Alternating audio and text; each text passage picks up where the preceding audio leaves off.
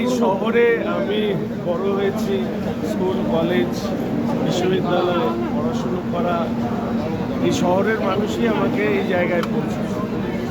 ফলে তাদের কাছ থেকে দূরে থাকতে আমার নিশ্চিতভাবে ভালো লাগে না। এবার আমার ভালো লাগে যে শহরে আসলে রামকৃষ্ণ আইভিএফ সেন্টার, মা হওয়ার স্বপ্ন পূরণ।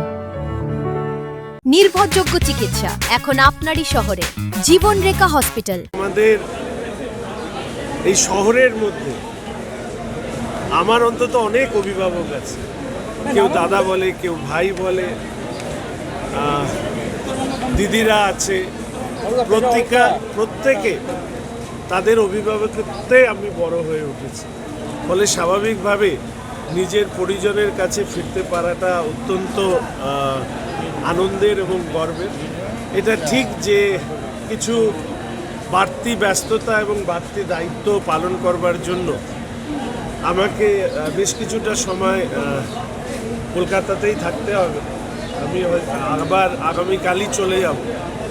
তবে আপনাদের আশীর্বাদ, শিলিগুড়ির মানুষের আশীর্বাদ, এক একটি ভোট হয়ে যেভাবে আমার উপরে বা আমাদের উপরে বর্ষিত হয়েছে, সেই আশীর্বাদ নিয়ে কাজ করবার ইচ্ছে আছে। শিলিগুড়ি শহর এবং উত্তরবঙ্গকে নিয়ে আমার অনেক স্বপ্ন আছে এবং সেই স্বপ্ন পূর্ণ করবার আমি চেষ্টা করব।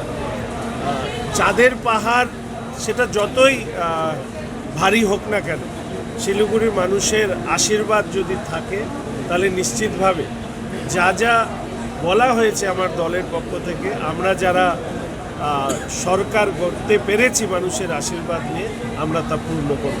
আমি ধন্যবাদ জানাই শিলিগুড়ি সহ উত্তরবঙ্গ তথা পশ্চিম।